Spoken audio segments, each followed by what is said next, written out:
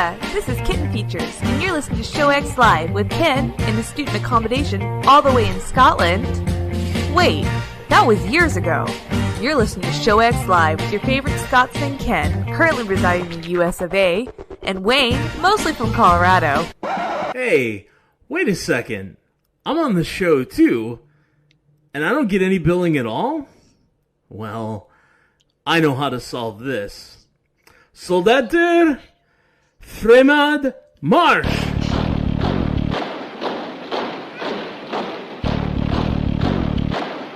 You're listening to Show X with our favorite Scotsman Ken, our child of the corn Wayne, currently living in Colorado, and Todd, who now has an army of angry Norwegians at his back. Enjoy the show!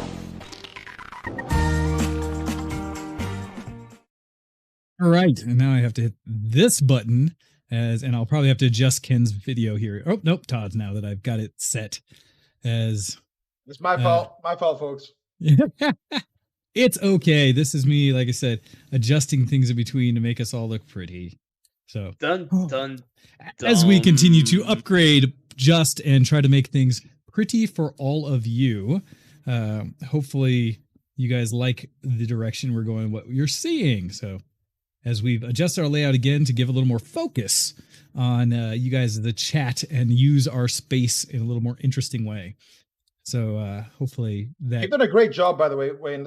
I think it looks really neat. I think I don't know. I love the slightly animated panels. I think our actual camera quality just looks higher when it's slightly smaller like this. And there's lots of information on the screen. It's useful for the viewers, I think. So yep. Hopefully everyone else agrees and they are liking it. So. But at the same time, feel free to give us feedback because we do live by hearing what you guys think for everything we're doing. So, all right, let's kick things off today. Welcome, everybody. It's 2 p.m. Eastern, 7 p.m. GMT on this Sunday, the 6th of December, everybody. So hopefully you're enjoying those in the pre-show, some of our geeky holiday music that comes along with. And hopefully you enjoy that. A little bit of variety we have there. I have a separate playlist just for when it hits Christmas time for anything I've been able to find and gather that is geeky yet holiday themed. So like I said, hopefully you guys like that as well.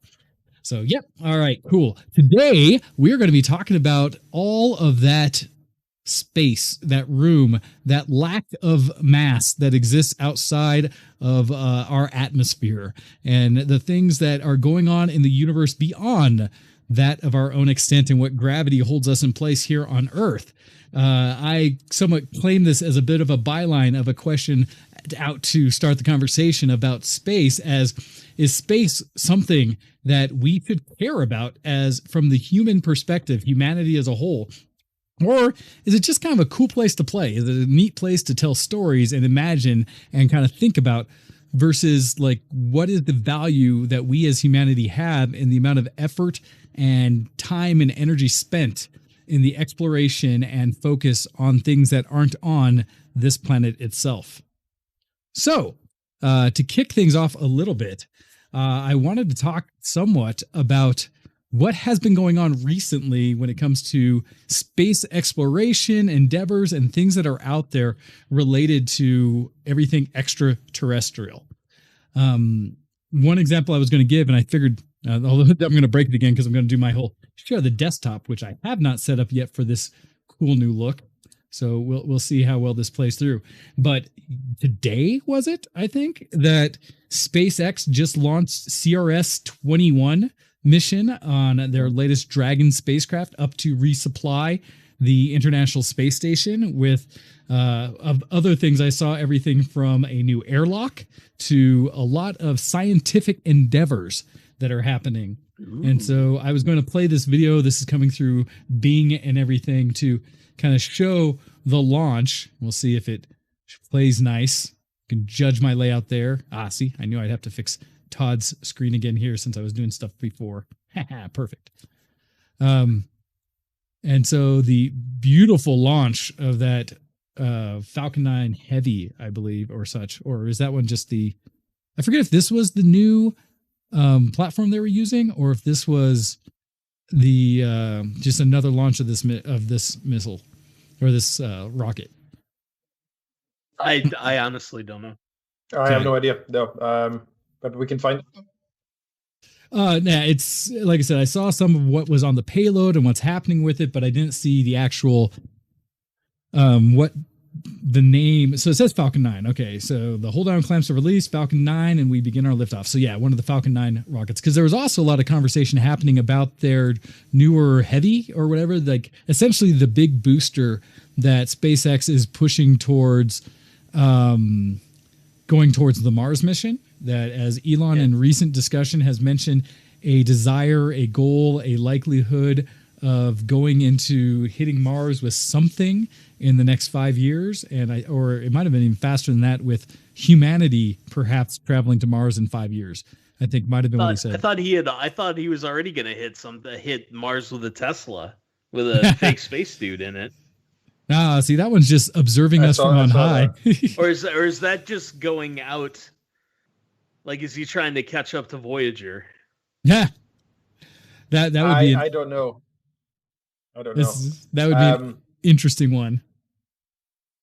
I'd love for us to talk a little bit about the history of what we've done with space and some of the cool things that have happened and our understanding of what is out there and how stuff works loosely with our. I mean, I think we have some kind of expert knowledge, Todd. I know that you have some history with working with space rockets, right? That is correct. Wayne and I worked for the same aerospace company in Colorado. Great. Okay, so I'm the least expert here then. So I think if we talk a little bit like I said, there's the history of where we are on planet Earth and humanity, and where we come from with our understanding of space, and where we got to today, and then we can start thinking about literally today with SpaceX, and also the future with SpaceX and public and private industries. Sure. Wayne, do you want to do the abbreviated historical timeline, or do you want me to do it?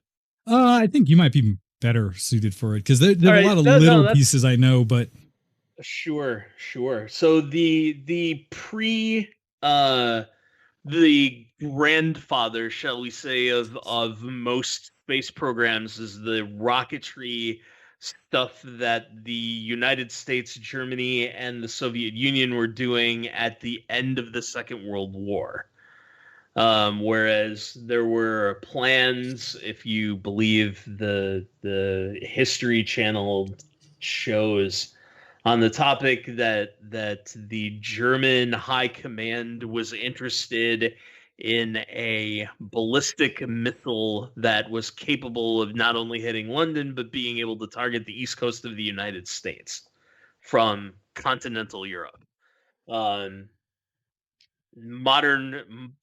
all of rocketry sort of is birthed from there, because after the Second World War, everybody who found a scientist is like, "Are you any good at rockets?" "Sure." "Okay, snat." You either got snatched up by a communist or got snatched up by a capitalist, one of the two.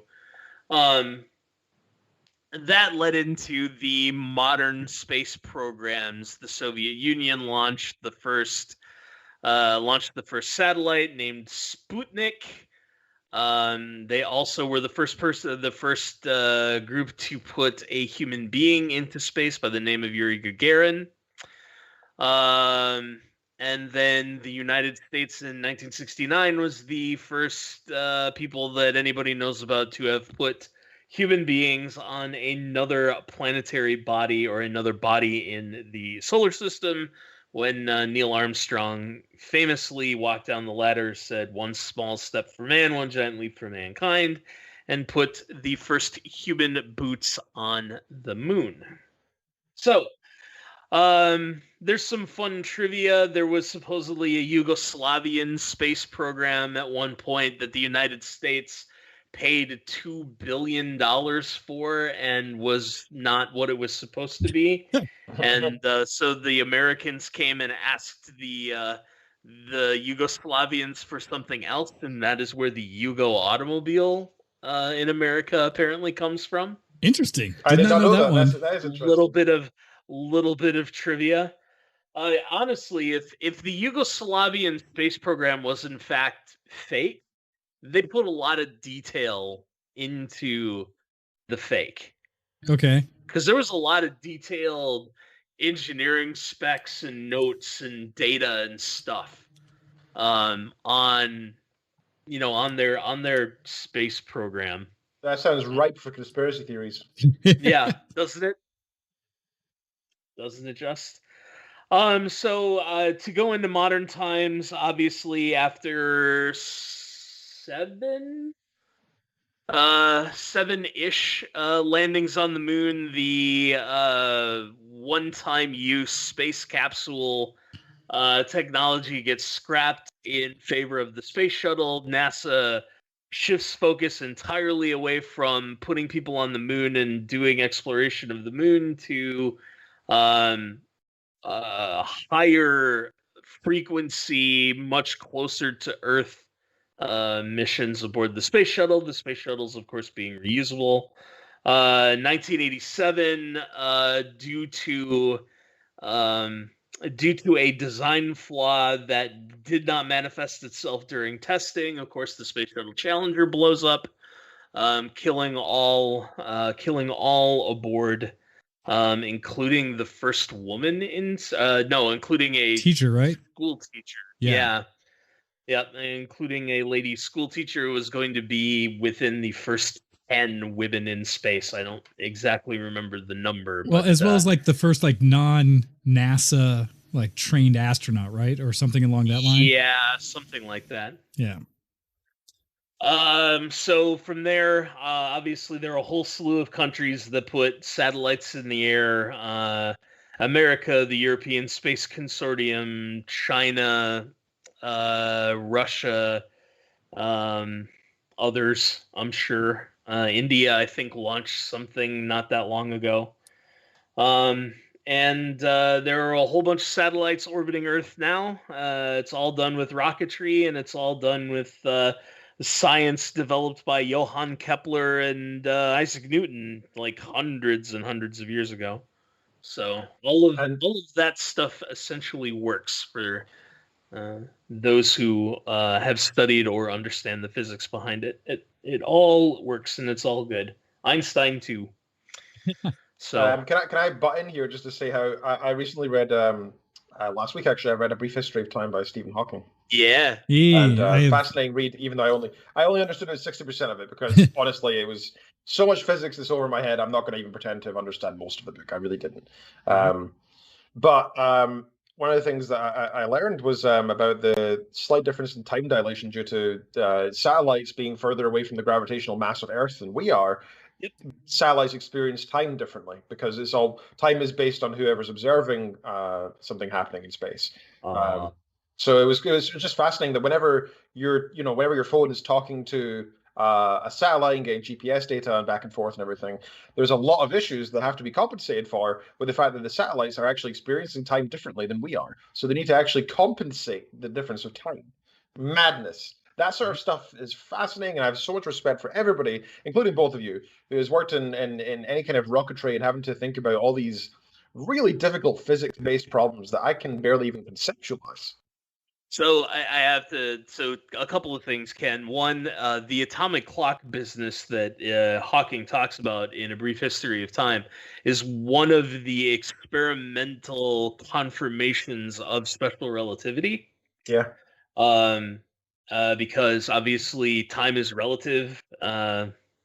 Which I was really hoping you were going to make that joke, but you did not. I'm a little bit sad about it. But anyway, time is relative in a field of gravity. And there was another one, and I forgot because I made a joke, and it's it's funny how that happens, isn't it? It's gone now. Too much mental focus on making a joke come off right. Yeah. I do that all the time. Darn it. Oh well, it's gone now. But yep, good stuff.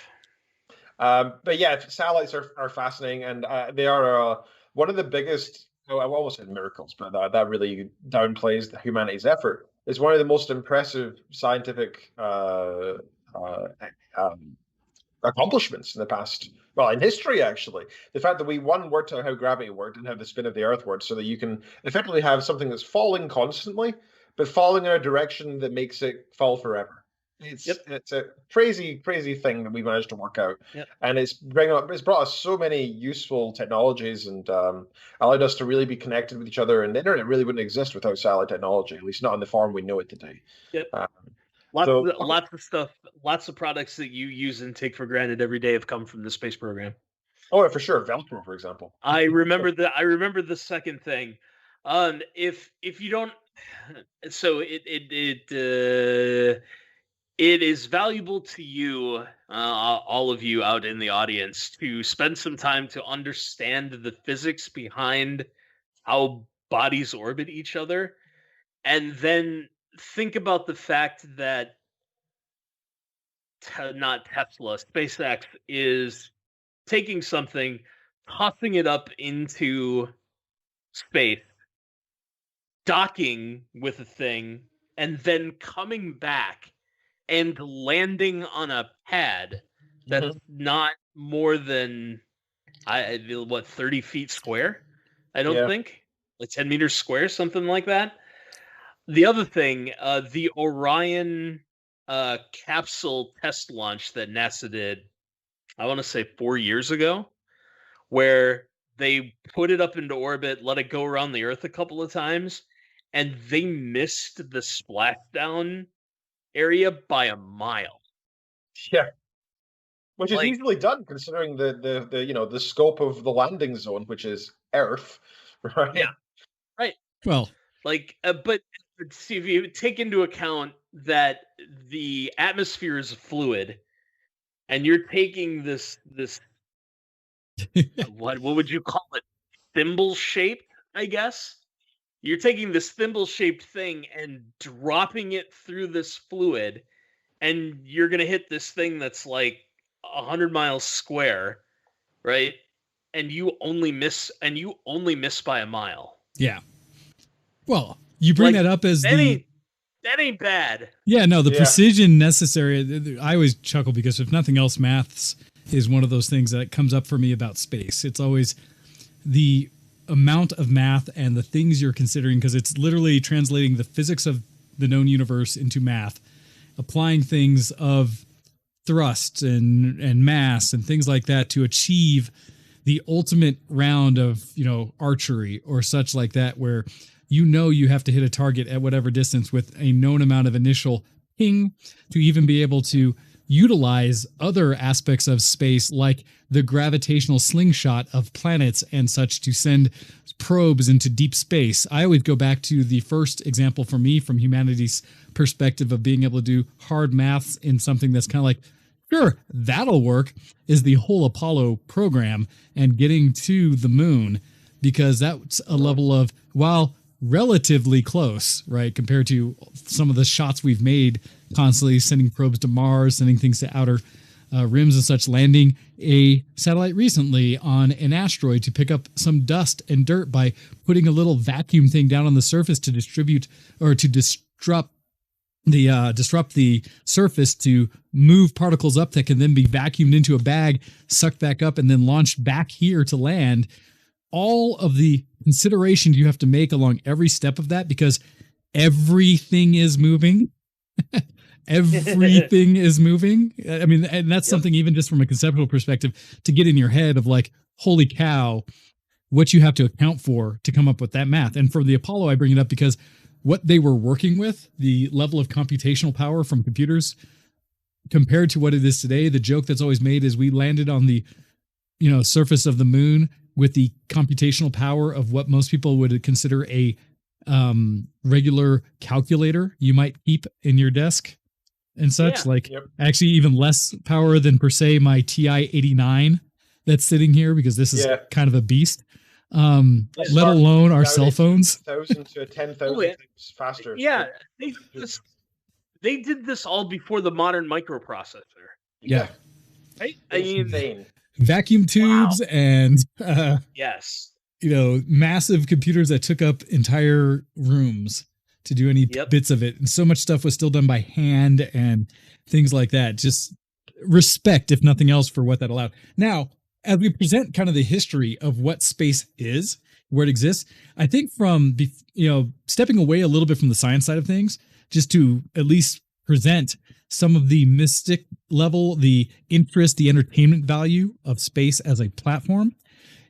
Throughout history, right, all the way back, and it still applies somewhat to math, but I think it heavily is influenced by the imagination of humanity. Was prior to technology, we see examples of humanity spending their time laying on their backs and looking at the sky.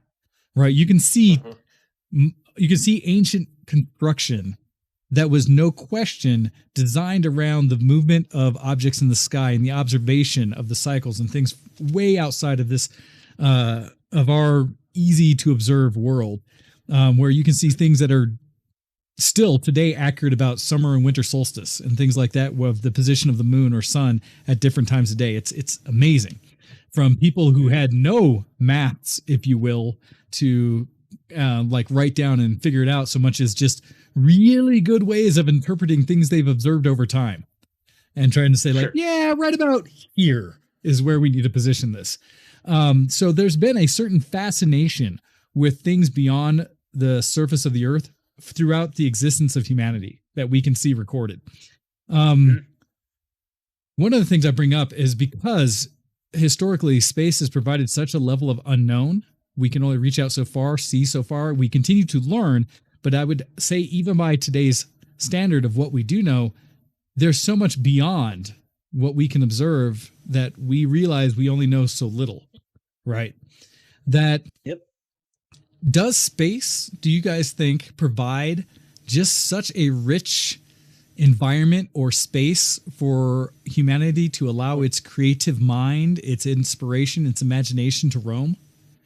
And I say this because we see it in books, we see it in movies, we see it in video games, how often space is a subject or a at least environment to tell a story and what it provides. I think because of the fact that it's, as people keep saying, the final frontier. I don't think that's necessarily true. I think there's probably more aspects to reality and to our understanding of dimensions and physics that I don't think space and the 3D dimension is necessarily going to be the final frontier. I think there might be another one afterwards. We'll see. But actually, we won't see. It'll be probably well past our time. However, I do think that space is a fascinating thing to everybody because of the fact that the Earth is so vast. The countries and the continents are so vast. We have so many interesting cultures that have sprawled across the planet that we can only barely imagine what it would be like if we existed across multiple planets. The sheer scale of it is crazy. And one of the things that I find really interesting is in fiction is when you in things like Star Wars, you'll see, oh, that's the desert planet, right? And or that's the ice planet. Because if we actually considered all these different planets as being Earth-like in the sense that they have differing cultures, differing biomes, differing languages spoken by people on that planet, it's too much for us. We can't comprehend it. We literally are unable to hold all that information in our mind at once. And so almost every single work of fiction has each planet being a single zone, almost as if it's like a single town, because that's all we can really comprehend. Yep. But in reality, the vastness of space is so incomprehensible. And to put it in a very, very simple metaphor, there are more stars in observable space than there are grains of sand on Earth. And though almost not all of them, but many of those also have many planets circling the stars as well, orbiting the stars.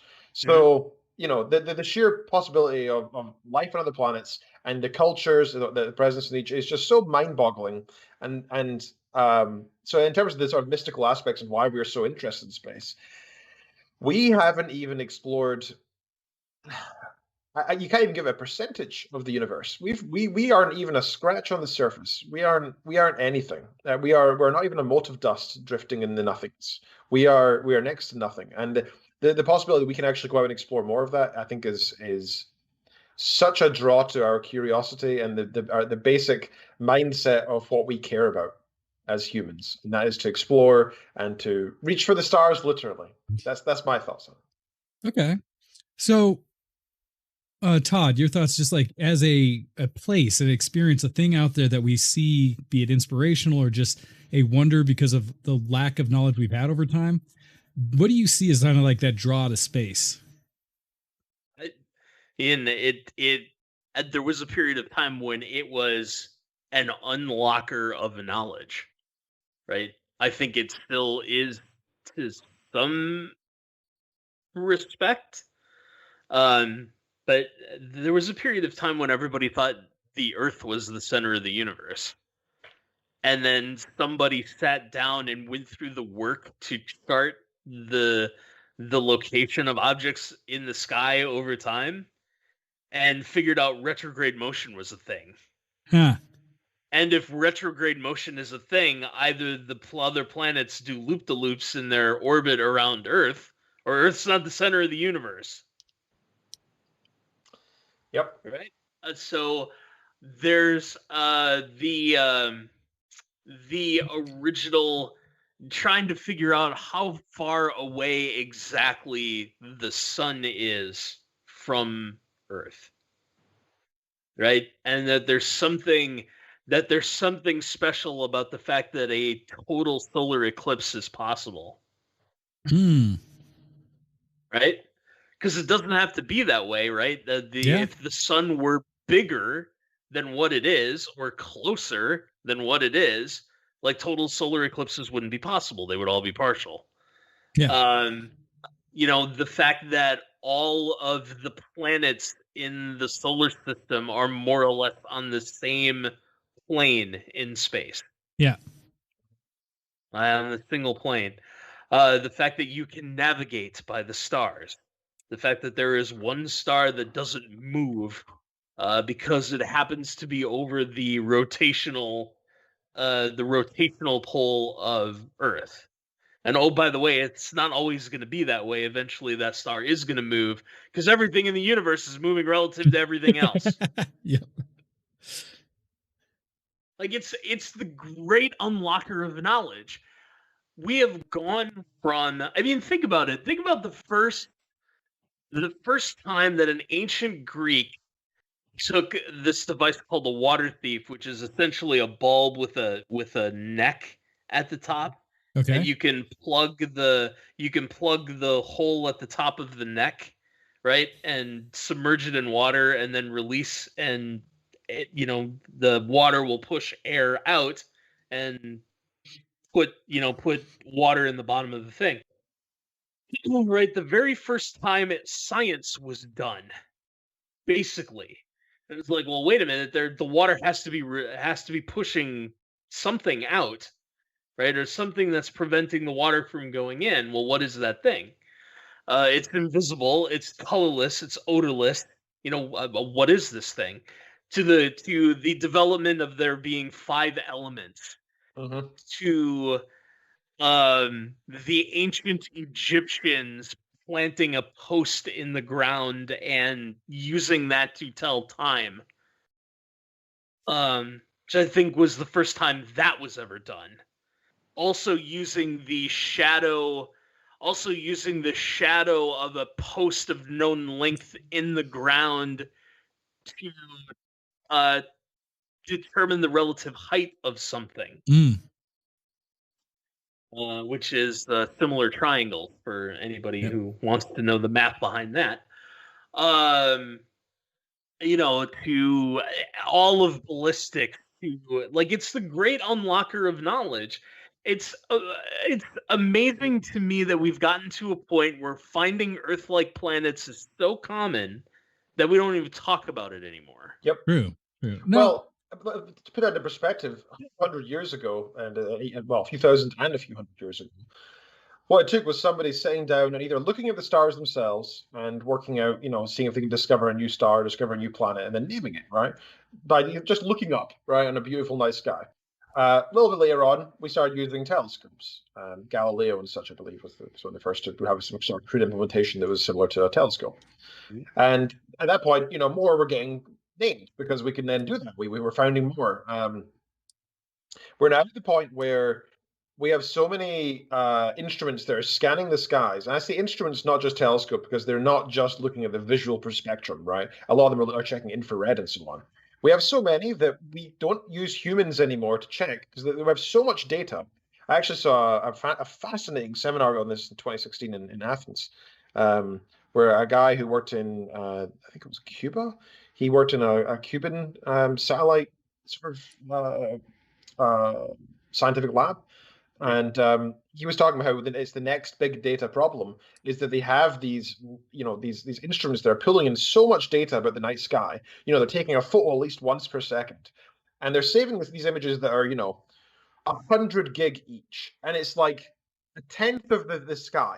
So they need to scan the whole sky 10 times over. They'll end up having terabytes per second, right? And they need to keep doing this as not only are we rotating, but our galaxy is rotating, and everything else in the universe is also moving. So they need to continually take all these photos so that they can see the movement of everything, right? And then you can calculate how things move. And all this data is so rich in new stars, new galaxies, new everything, that we actually have AI now, and that's why I was at this conference, is they actually have AI now that parses through all this because humans can't do it anymore. We're too slow. We're actually discovering so many habitable planets and solar systems and so on that there's like it's thousands, tens of thousands per second. Per second. And I just want to emphasize how crazy that is, considering a couple hundred years ago, discovering a new star was interesting and of note. Mm-hmm. And we do that. How like if you want to consider how far science has come, that's like a numbers game that you can really consider. Mm-hmm. Yep. And think about it at the very beginning of this whole thing, a countably infinite number of the things that that the earliest observers of space were looking at weren't even stars. They were other things. Oh yeah. Planets and pulsars and supernova remnants and whatever. Yeah,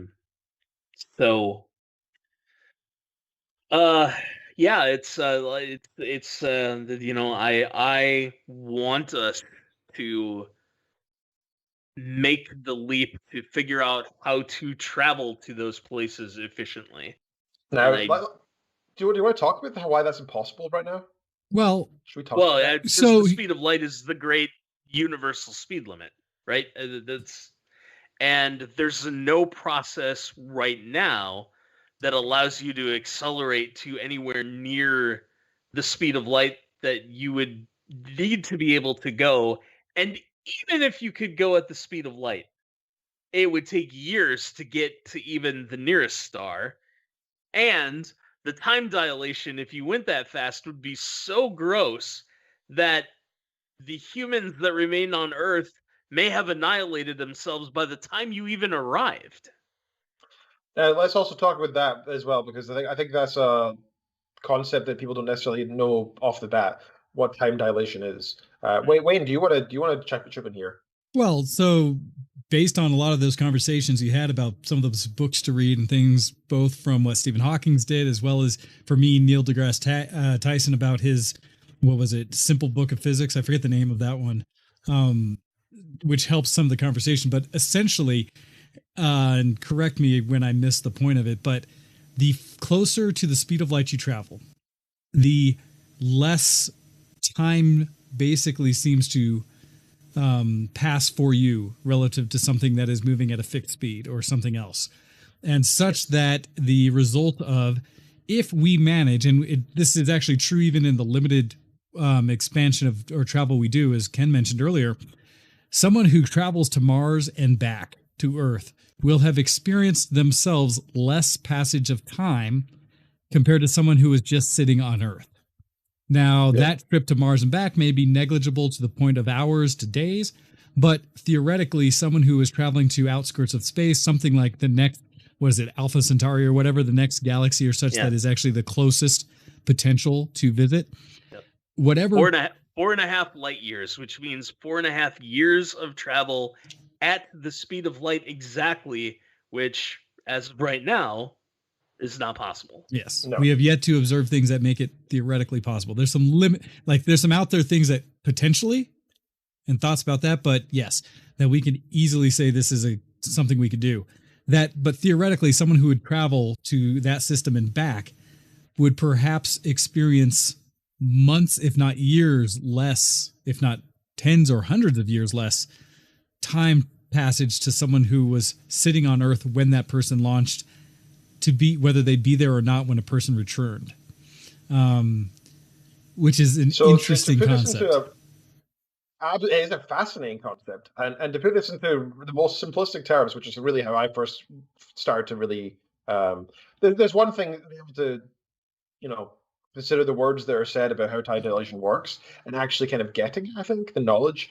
And for me, that was when I really clicked for me, was when this simple example that if you're sitting on Earth and you have a watch, and say your brother is sitting next to you and also has a watch. In fact, let's go for the traditional example of you both have this watch and you're twins and you're born at the exact same time, just maybe like a second or two difference, right? And one of you decides to go into space. If that person travels pretty fast, let's say fast, not the speed of light, 'cause that's insane. Let's just say maybe 10% of that, 1% of that, or something. And they come back. If they looked at the clocks on their watch that said the date and time, there would be a distinct difference in the date and time. Not just a few seconds, but often it could even be days difference. So one person will have aged more than the other. And the reason for that is that time is not a static thing in the universe. It's actually dynamic based on how fast you're traveling. Mm-hmm. That's the simplest explanation of it. I think one of the traditional examples people like to use is if twins are born, one goes up a mountain, lives their whole life there, they could attend their brother's funeral, even if they died at the same time. That's not actually true. Going up a mountain isn't far enough away for it to have a big enough difference in gravitational effects on time, and there's no speed really involved either. So it's quite a minimal effect. I think the better example is to consider a spaceship, and then there would be a noticeable difference. Gotcha.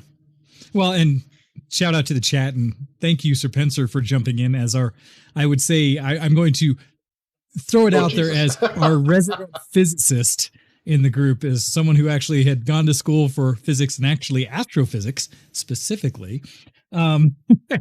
He's not the only one. Well, yeah, right. But I got a physics degree too, sir. Well, but I'd say he specifically went towards the astro side of things. No, that's true. That's true. Okay. Yeah, and providing us with the maths. Our local physicist, but Sir Pencer could be our local astrophysicist. There you go. Well, and Sir Pencer put it in there too, saying Octel's also a physicist. But I was going to say, providing us the maths in chat real time to talk about relative time dilation. So for anyone who wants to explore it further. Yeah, Sir Pencer also join us. It also works in a big gravitational field too, by the way. Well, right? Yeah, there's a whole discussion about the impact of gravitational forces on all of this.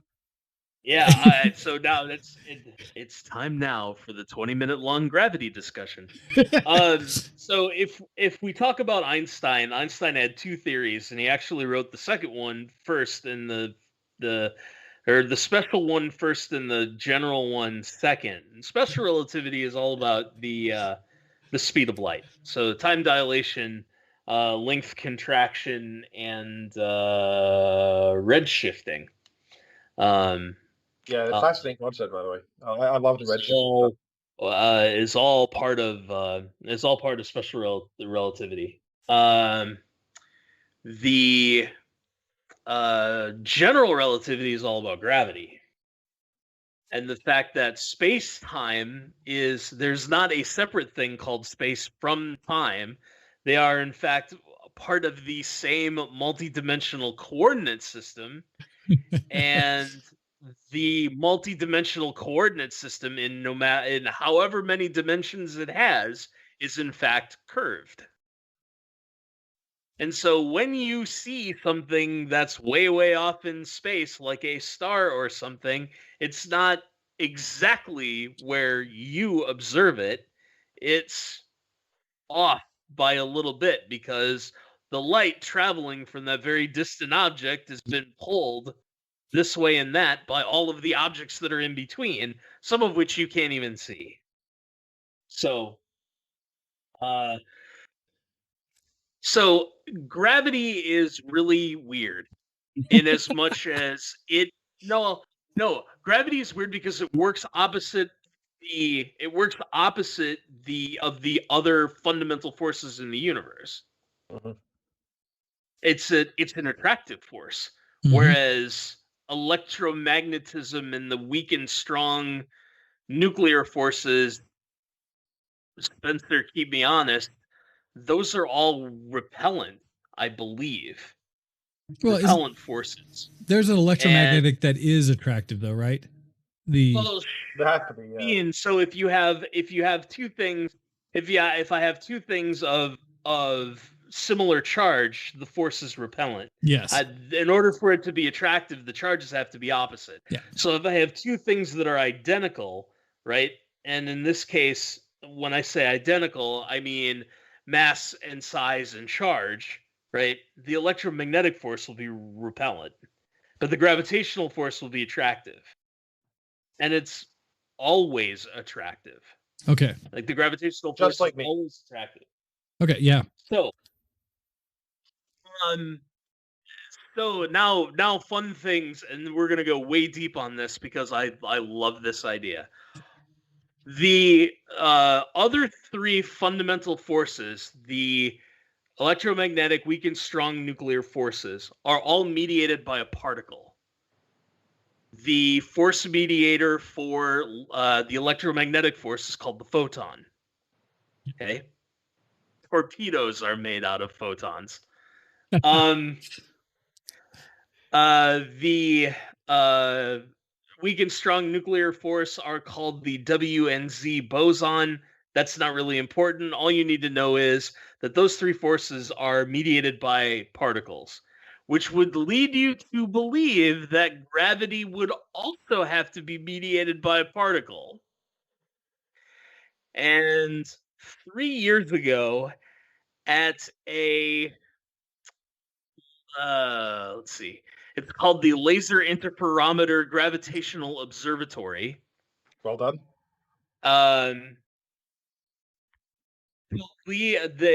Something happened, and I'll explain what the thing was. What the thing was in a second. Something happened that caused enough distortion in space-time to cause this laser interferometer to register the fact that there had been the ripples in space-time that would lead you to believe that the graviton is real, or that the particle that mediates the gravitational force would be real.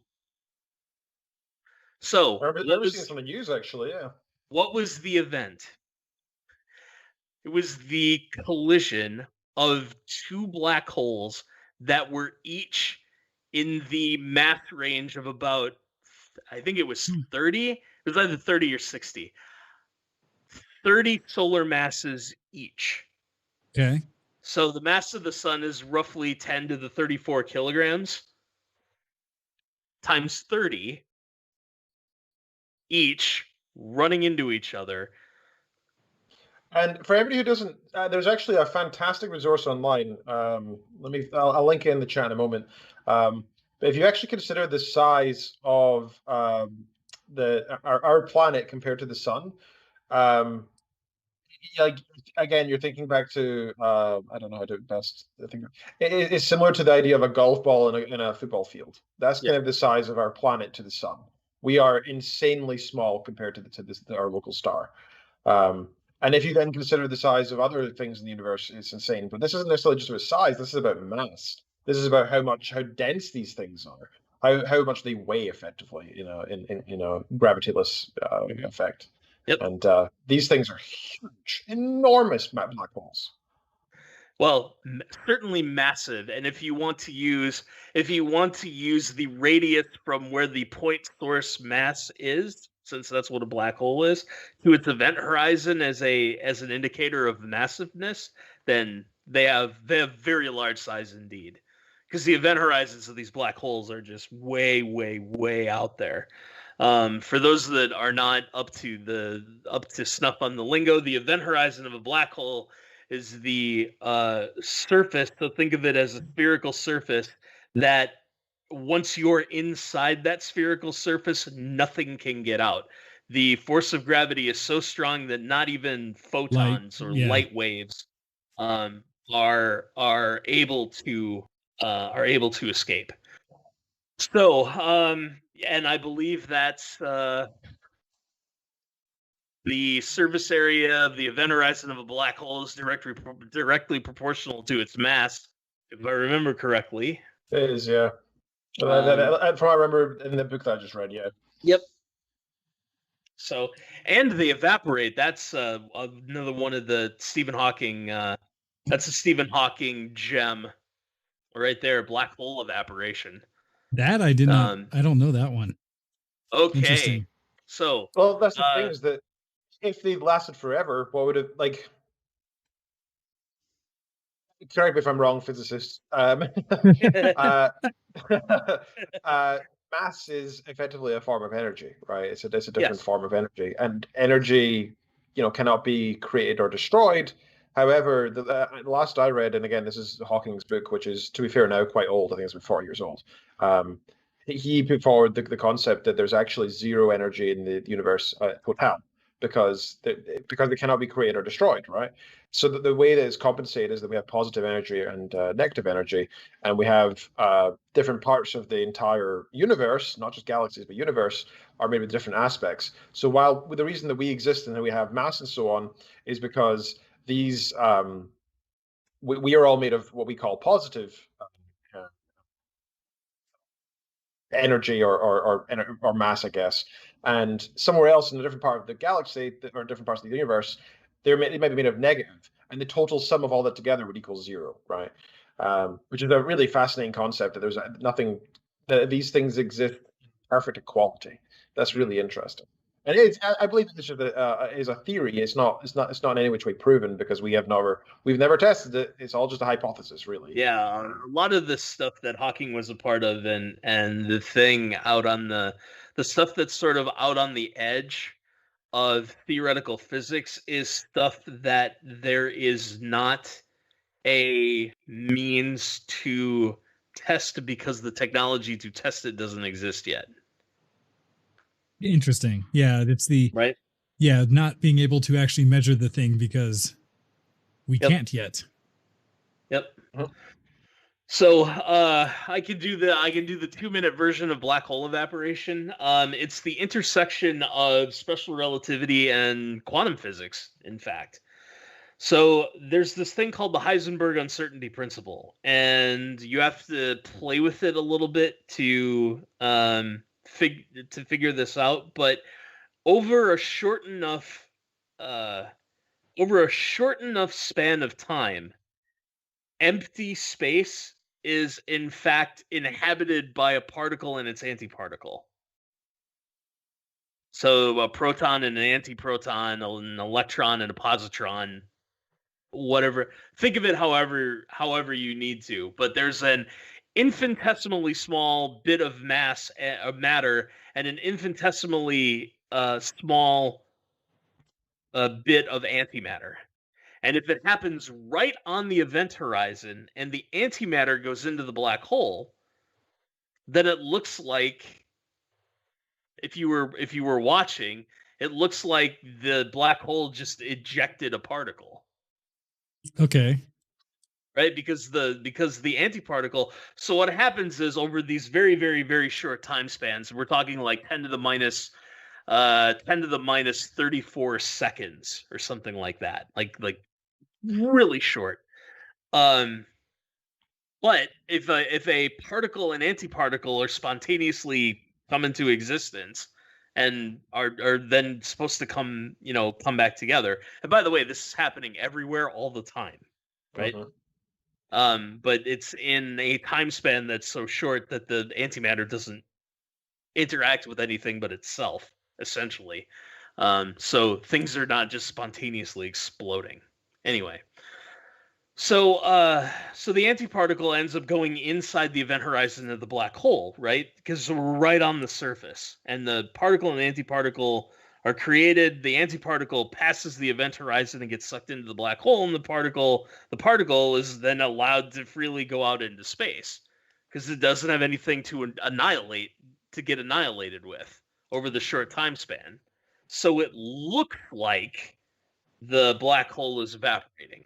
Interesting. And in fact, they do get smaller over time. Okay. Which is weird. Well, this is, like you said, and for me at least, still anything that touches on quantum physics and mechanics start to become, for me, not having studied it, a level of, sure, I will accept the thing you just said, not understanding the math behind it, to allow myself to better explore the concept. It's much more fun to talk about these things conceptually rather than look at the mathematics, because the mathematics takes all of the science fiction stuff out of it. Oh, okay. Interesting.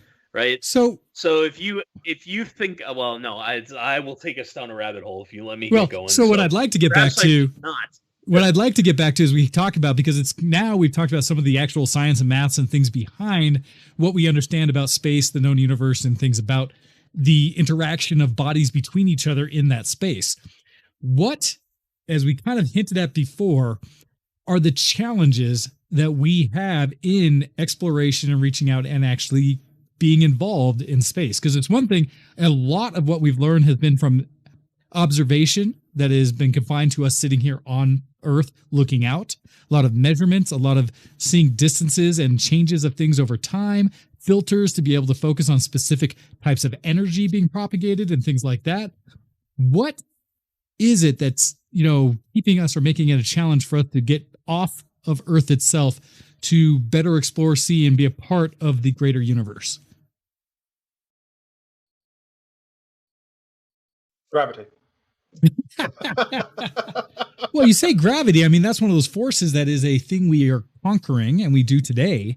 But why haven't we gone outside of or why haven't we visited Alpha Centauri? Essentially, we mentioned light speed, but what's keeping us from being able to create something that allows that to work? Oh, sorry, Ken. Go ahead. Oh, sorry. That's a really interesting question and a good topic, Wayne. I was just going to say that maybe we should talk about Voyager, because I think this gives a good view of how far we can go and how far we have gone. Well, so Voyager is a spacecraft that was created. Was it the 80s, the 90s that we made Voyager? 80s. And Voyager is I'm in love with Voyager. It's just so cool. I guess shivers even thinking about it. It's ridiculous. So it was first initiated in 1977. Sorry, launched in 1977. So yeah, it was like the 80s is where it was really getting interesting.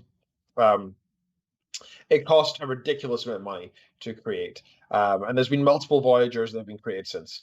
But the initial purpose of Voyager was to of course, explore. We wanted to see as much as we could, but the main thing was we wanted to communicate with it and see what information it could get and send it back to us with no intention of coming back itself.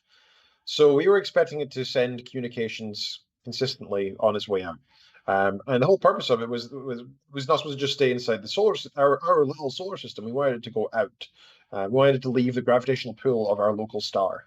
And that's a crazy concept, right? I mean, this is such an interesting thing. We actually sent something outside of our little tiny solar system. I say tiny comparatively, relatively. And what's really interesting is, as well, is if you actually look at my favorite thing about this as well is, if you look at what's inside it, not just the scientific equipment and not just the purpose of the mission. There was also a lot of discussion. Carl Sagan was one of the main proponents, actually, and one of the main names behind this whole scheme. Is we never know who's going to eventually get that, and it almost brings me to tears to think about it, because humanity, as we understand it, is a blink in the eye of history of Earth. Right? We've only been here for the blink of an eye. If you normalize all of history across years down to 100. Humanity has existed for less than 0.001%, right? We are infinitesimally small in the grand scale of just the Earth. If you want to consider the universe, that's even drastically so small, our existence. And the chances of us as a species and life on Earth as in total of actually existing more than the next few 100,000 or few millennia is next to nil. Like it's not going to happen unless we can move elsewhere. Because a mix of reasons, largely due to our local star will eventually run out of fuel, amongst other problems. So humanity is not going to exist forever. It's basically a fact unless we can crack a huge hole in the side of physics and go faster than the speed of light, or teleport or something. So what we did with Voyager, and the reason why I went on that spiel right now, is we put on a little history of who we are on Earth and what humanity is. Um, and this is where I'm not lying. I am Well, tearing no, up a little bit thinking of this. we sent nudes and jazz, right?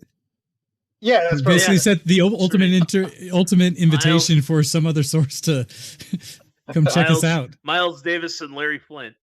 So what we put onto Voyager was something called the Voyager Golden Records, and they're 2 phonograph records, written in effectively wax. I don't know if it actually was wax. I doubt it. Gold. But they actually made of gold. Wow. Yeah. So two discs made of gold, which contained a bunch of data and some imagery on it. But the idea being that any intelligent species who receives that, can actually go into space and see this and collect it, will be able to collect data from that. It's a fairly intrinsic understanding of physics of how these are written. It's just waves, right? That's how data is stored on traditional vinyl, and then I imagine that's how they did it with the gold discs as well. So it's really easy just to pull up those waves and then either turn it into audio or just pure data, ones and zeros and in between. So the records are some kind of time capsule. Although neither Voyager spacecraft is heading towards any particular star, Voyager 1 will pass 1.6 light-years distance from the star Gliese 445, currently in the constellation Camelopardalis, in about 40,000 years. And Carl Sagan noted that the spacecraft will be encountered in the record plate only if there's an advanced spacefaring civilization in interstellar space, but the launching of this bottle into the cosmic ocean says something very hopeful about our future existence, and hopefully there'll be some record of us. So what is found on this, please go and listen to every single song on this. Please go look at the artwork. Please go look at what humanity in total on Earth put together as who we are. That exists somewhere out there. We've sent off a little parcel of who we think we are. And it's just such a beautiful thing that we've managed to put this into such a small amount of data, a small amount of music, a small amount of imagery. We have pictures of a woman that's eating some grapes in the store, an image of Jupiter with his diameter indicated, an image of a human licking, eating, and drinking as modes of feeding to show that that's how we consumed energy and existed. A photo of the Arecibo Observatory marked with an indication of scale to show some of our scientific understanding. An image of a photograph of page 6 from Isaac Newton's Philosophy Naturalis, Principia Mathematica, Volume 3, on the system of the world, and a photograph of Egypt, the Red Sea, and the Sinai Peninsula from Earth orbit. As well as that, on the music side of things, oh God, I'm trying not to cry here. As well as that, on the music side of things, there's so many beautiful pieces from throughout the history of humanity are placed there. Again, please go and listen to these. There's so many playlists on YouTube and Spotify that are specifically these musical pieces. There's one in particular that I'm trying to find the exact name of because I don't want to ruin it, that I really want to mention. There's a blues piece from an African-American guy who I think he passed away in the 1920s, and he was homeless and a guitarist and a blues artist. And he recorded himself playing this hymn to the sadness of humanity and his own personal grief. And he passed without, as a homeless man, he never got any celebrity status. He was an unknown person. And Carl Sagan pushed for this track to be placed onto Voyager so that, one of the saddest things about humanity and the fact that people can pass without people even noticing will actually be a memorabilia for our entire race and our entire species. Oh, that is cool. So yeah, that is an example, I would say, Voyager in particular, us reaching out with that hope to contact something else in the universe, right? That ultimate hope of not being alone in this vastness that we've been able to observe, searching for meaning and things beyond that. So we're about to take our break, give everybody a chance to recharge and think a little bit more deeply about what they see in space and the value of it from us as a human perspective. When we come back, I do want to go a little deeper into, for me, I'll present my ideas of what we've talked about, a little bit of some of the challenges for going deeper into space, and posit a question about then what that does to the value for what we have specifically and what we are doing with space.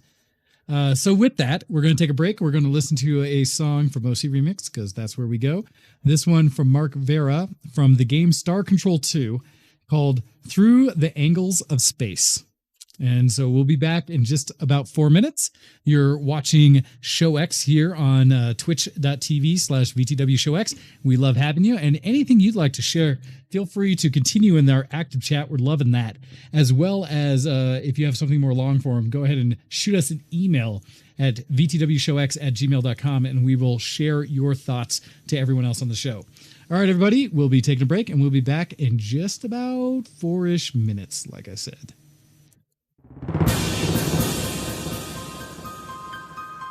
Oh man, I'm crying. I need to think of, yeah, I'll be back in 2.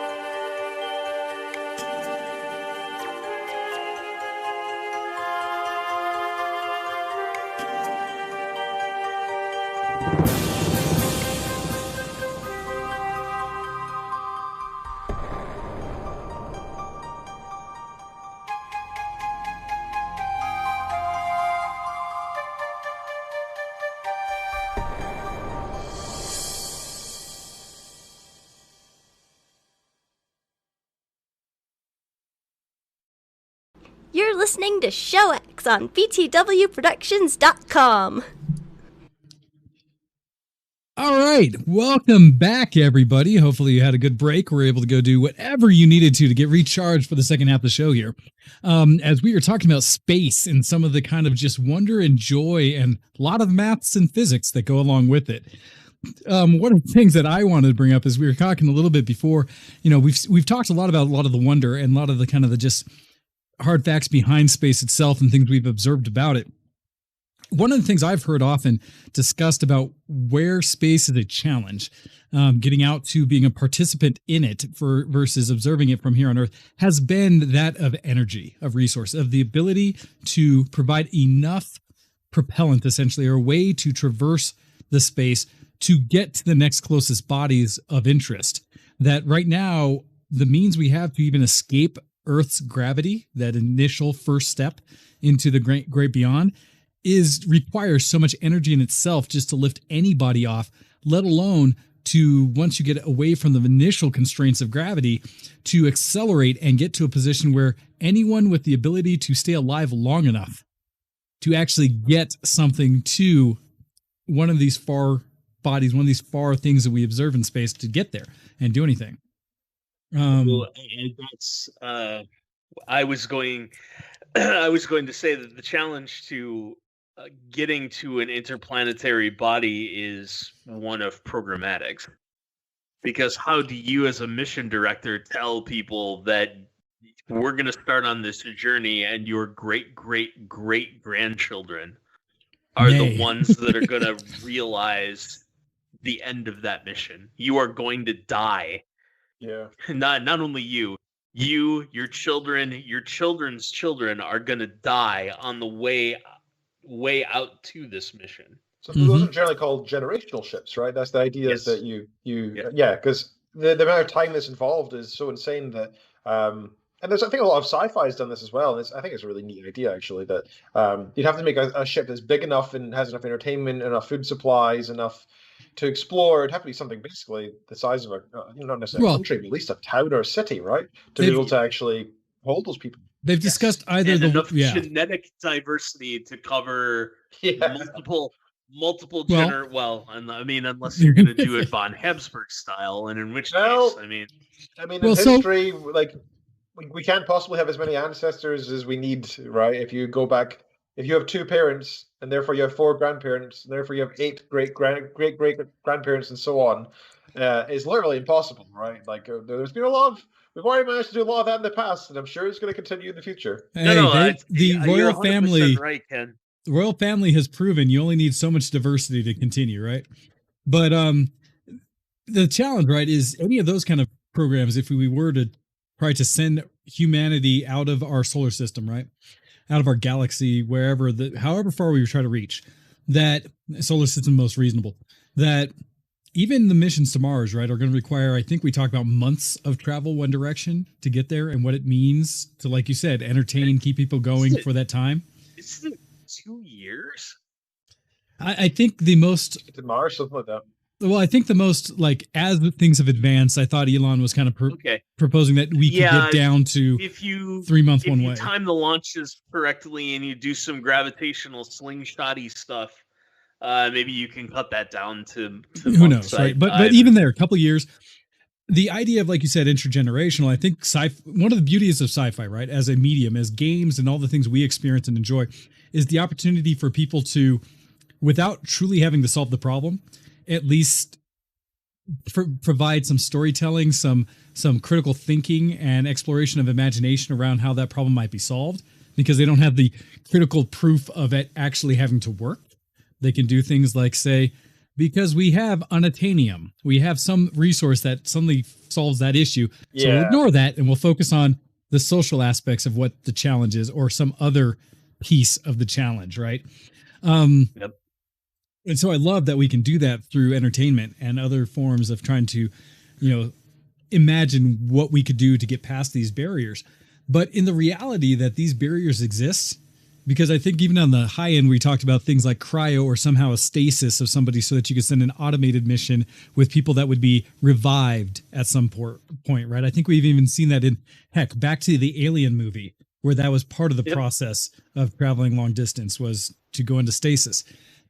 But with assuming none of that, based on what we know today, one of the questions I throw out there is, because space is, while still a great catalyst, it seems, for the imagination and science supporting these endeavors of what we could learn, knowing all the things we are dealing with terrestrially and what is happening around the Earth, and even the idea that some regions of the Earth, like the deep ocean, are equally as unknown as space, is there truly value in the amount of effort and resource that we see entities in humanity or groups or whatever putting towards space exploration? Or would we perhaps be served better as a human race, as all of us, by churning that kind of resource and things inward to look at solving the problems we have on Earth today, using the resources we have, things like that, versus what may potentially be, with all these difficulties of going to space, the idea of, humanity becoming a spacefaring race. That is such right now a leap. Are we wasting our time imagining that?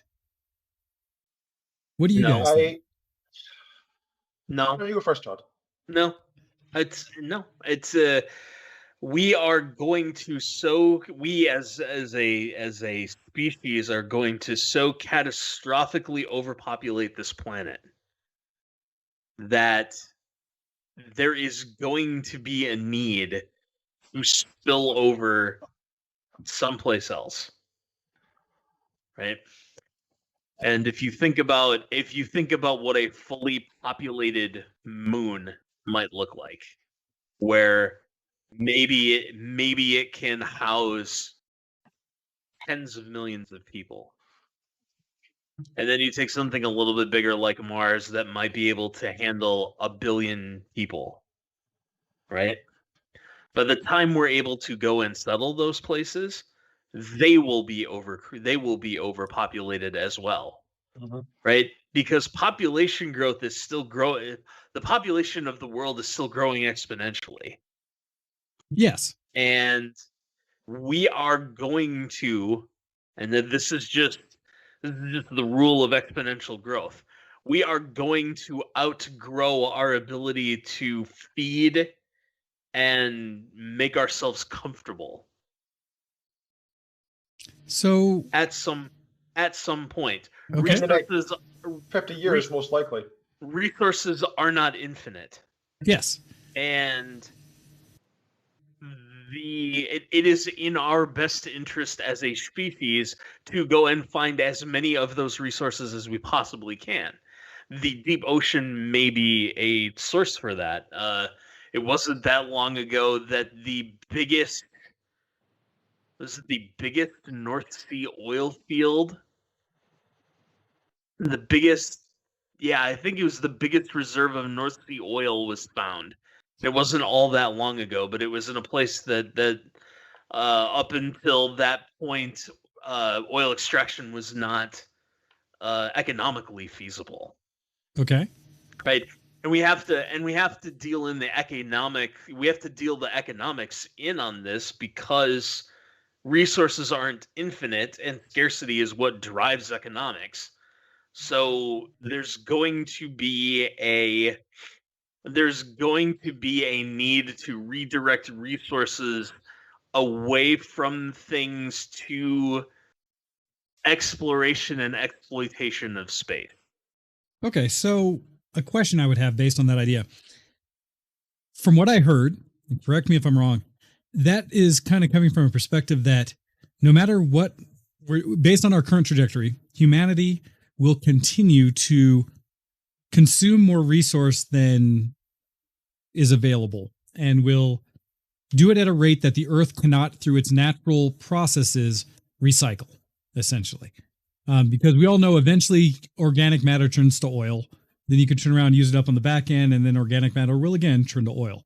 But on our current process and the way we are going through the materials, we are not in a balance that would allow that to persist, right? In the system we have, where our primary form of energy is produced from the sun.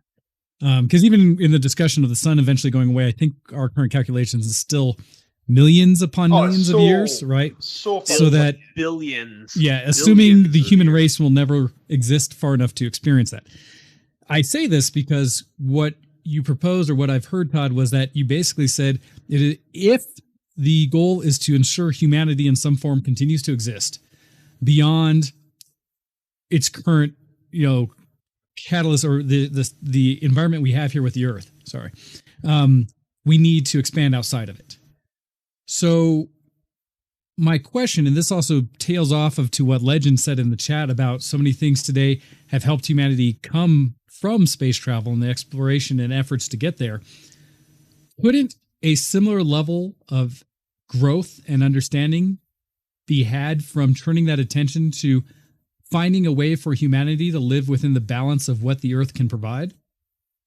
That if we could find means to continue our current lifestyles throughout the world, but perhaps curtail some things and innovations, or change some things so that we use things that are more sustained in the long run, such that we could project out that the Earth would not run out of resource, minus potentially, like you said, Todd, the expansion of humanity as a race. Because one of the challenges is, even if we did seed the skies, seed different parts of the universe with humanity, to me, that doesn't change the challenge of still destroying the Earth, of running past the resource capability of the Earth.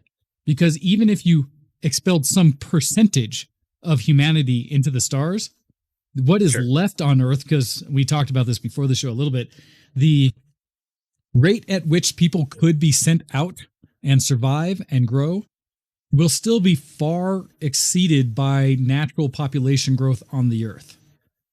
And so my concern is that even if we seed the planets and people exist elsewhere, we still destroy Mother Earth. We still destroy where we came from if we don't look at that as the long-term goal of fixing. There is a point at which billions upon billions of people die. Yep. Here. And unless you're going to start culling now, like, I don't see that. I don't see humanity as a species getting spared that.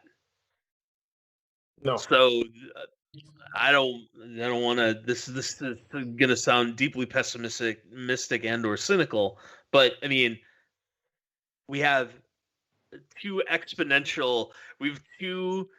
aspects that are growing exponentially, and I don't know which one's going to outrun the other.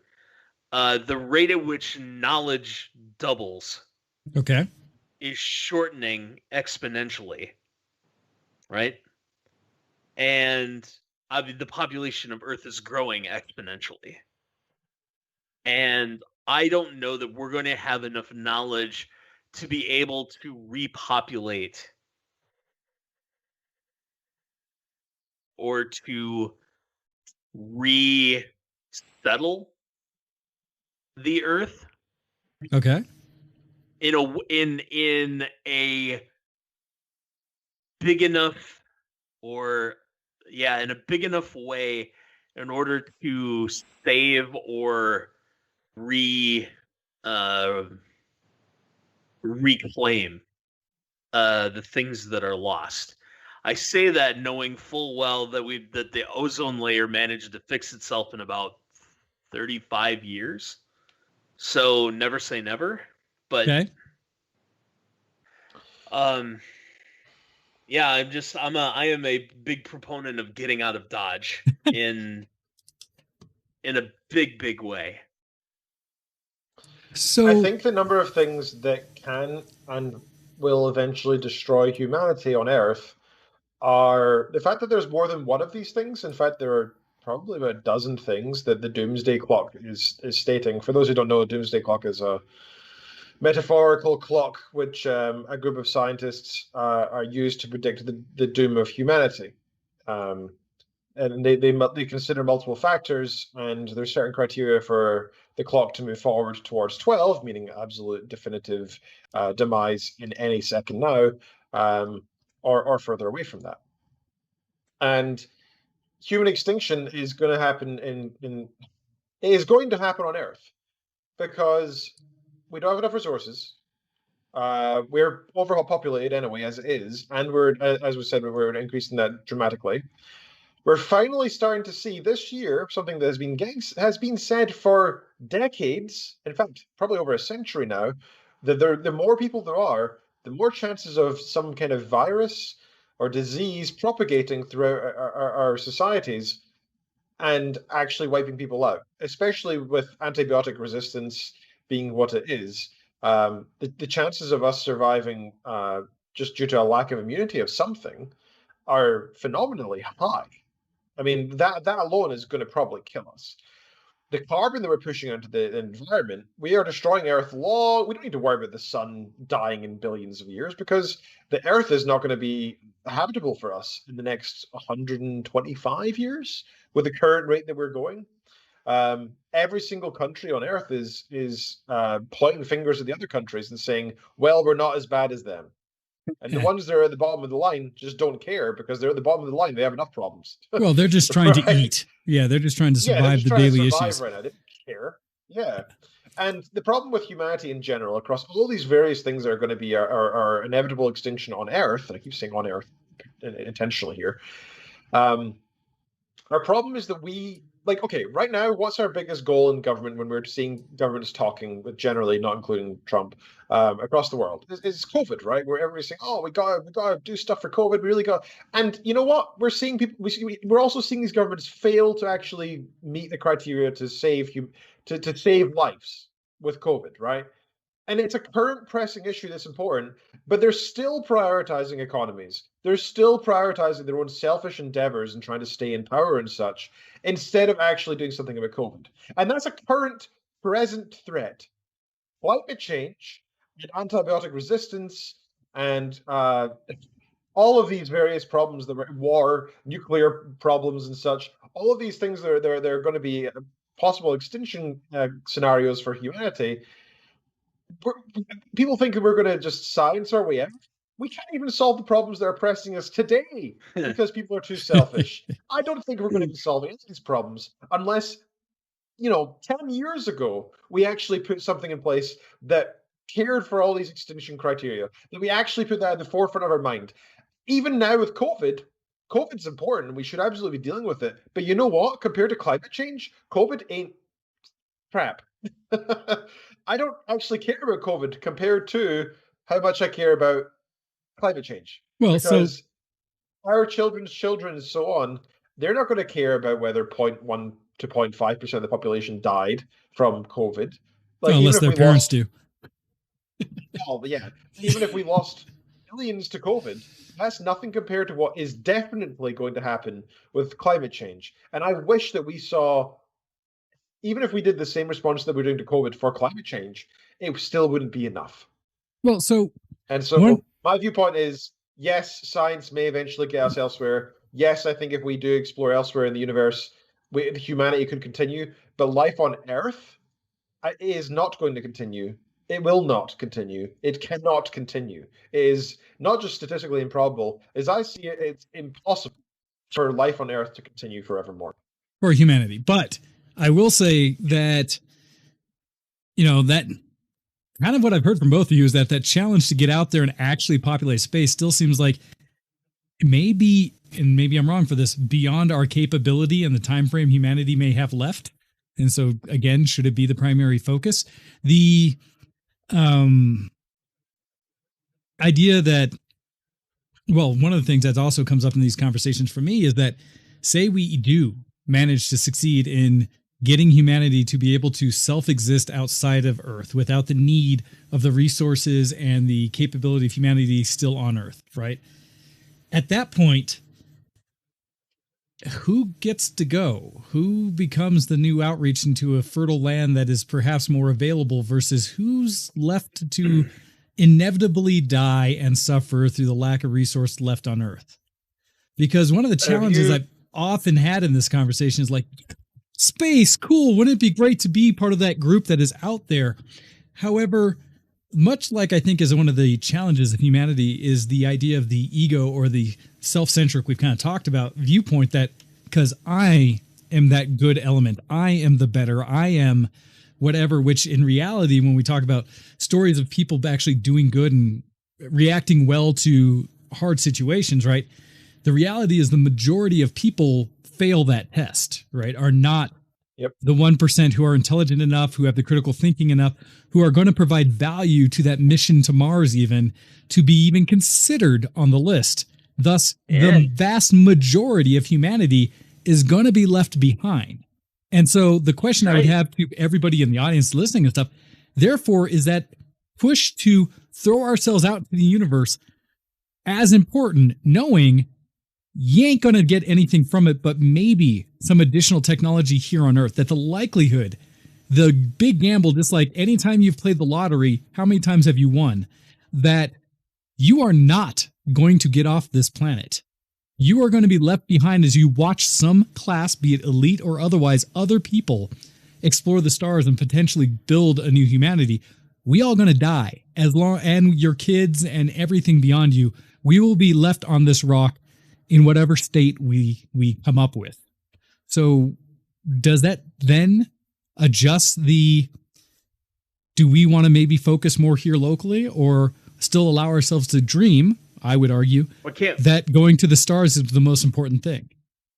Why can't we do both? Yeah, that's my view as well. Why can't we do both? And why can't we look towards space as a means to solve all of the cultural incompatibilities that exist on Earth? That's the source of most of this nonsense. And by the way, Mika Serrano, if you really want to get dark, here's the way you do culling. You take every single human being on Earth and you rack and stack them based on the amount of tax dollars paid versus the number of tax dollars received. And the bottom 10%, sayonara. You say 10%. I believe it's a bigger number than that. Dark. Well, and so but you're doing it every 5 to 7 years. I don't think anybody. I don't think people generally actually want to cull, largely due to selfish reasons or the potential reasons themselves being culled. I don't either. No, I know that. Well, you say that. Saying that. Wayne. Well, no. I would challenge your assertion that most people don't want to cull. I would imagine most people won't openly state that they think it's a good idea, because at the same time they believe, like we're talking about, they'll be on the good side of things. And it is very similar to what Legend's saying about the zombie apocalypse. People who, I have heard so many people openly say they're hoping a worldwide apocalypse happens because of this romantic view of what it would do to all of the other people that they don't think deserve to live or are beneficial to their existence, and somehow assume they're going to be the ones who survive. It ain't going to be like the movies.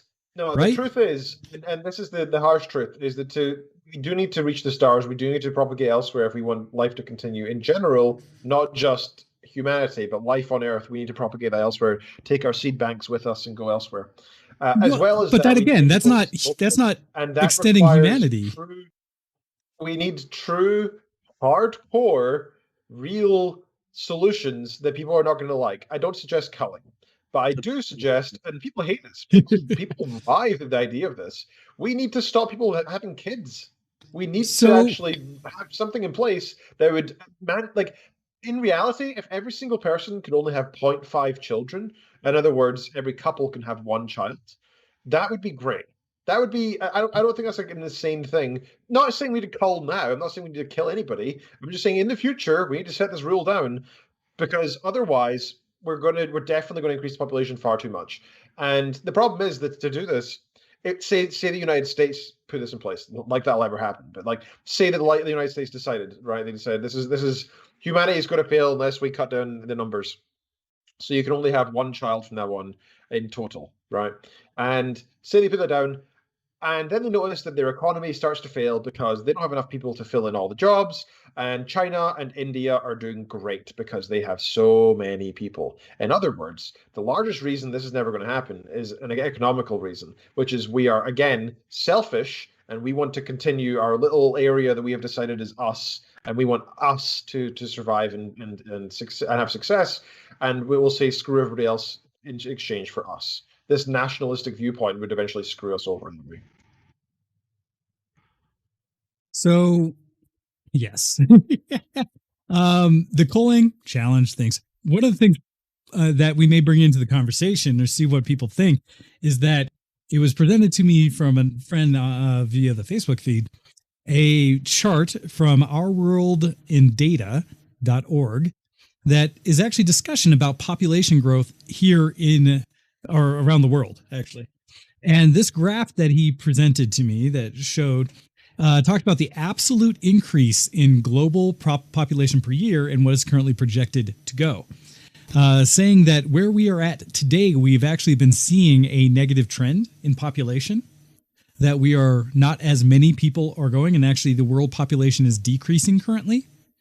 And projected, now granted, projections can change off of any thing that affects it, but could show population dropping over basically time going forward. And some of that is the nature of, I guess, people's resources and what they're doing. But here in the United States especially, we have less people having children, less people doing it at younger ages, things like that. So, I love that you can see World War II on this chart without even looking at the x-axis on the grid. When you just see the peak so drop, funny. the first peak, valley, big old spike. A different kind of culling that occurred at a very specific time. Yep. So I'm sorry. No, but but I bring this up as a piece of the conversation because if the trend actually does go to we are not overpopulating the Earth beyond where we are today, that we actually reach either some kind of just status that we are, a kind of a status quo, or it is decreasing over time, again, does that then adjust priorities for putting effort? To answer your question, Todd, about can we do both? The challenge I have is that we unfortunately are not living in a existence like a reality now where resources are infinite. And that's true both of intellectual and smart people, the people who are the problem solvers in the world, as well as the research capability for any group or person to put into identifying answers to problems. So an easy target is like the Elon Musk of the world, someone you see who is actively participant in pressing for advancement in some form. His being a space along other levels, because he's also trying to press for renewable energy here on Earth and things like that. So he is splitting a lot of the efforts along the things he finds important. And I would say from his perspective, trying to improve humanity across multiple avenues. But in many cases, just like any situation where you have to solve a problem, if you are presented with a more direct, specific problem that is, this needs to be solved faster, more to a higher priority than everything else we're discussing, like Ken was saying, climate change is an example, that if the best thinkers in the world agreed that this is the number one issue that needs to be tackled, would humanity perhaps further that cause faster than allowing everyone to just go willy-nilly on anything they want to? And I'm not saying that there's a way to manage that and say you can't, but just with the idea that resources are not infinite. One of my favorite online economists talked about climate change. This was probably four years ago, and he used finance terminology to talk about it. He talked about climate change as a covered option, and basically the idea is this: if you do nothing with result to climate change, you die. If you try to do something about climate change and you fail, you die. If you try to do something about climate change and you succeed, you get to print money for the rest of time. So which do you think is going to happen? So I don't know that we necessarily should be super duper pessimistic. I worry that the people that are going to be I worry that we lack the meta infrastructure to inform the world about the things that are happening in a proper and ethical way, right? Elon Musk is an example, right? Elon Musk goes on Rogan and smokes pot. in a fairly infamous clip. Yes. And got dragged for it. Now, he's eccentric. I think it's fair to say. He looks at the world in a different way that you and I and Ken and the people in the chat and most of the normies, like, it's a little weird. It's a little weird by my standards, and most normies don't get me. And so what if in this environment, let's say 6 months from now, a super eccentric on the spectrum person comes up with the uber renewable energy platform. And at the start, it's all theoretical. Goes on Rogan or goes on the Portal podcast, right? And starts talking about it, starts letting this information out, and then it comes out that this person said something unfortunate in a 20-year-old blog post. Gotcha. That perhaps culture today prove to me that we've got the collective infrastructure and maturity to make sure that technology actually gets into the hands of all of us to save the planet. Because right now, I don't think we do. Right? We're in a cultural environment where we can't tell the truth about high school children.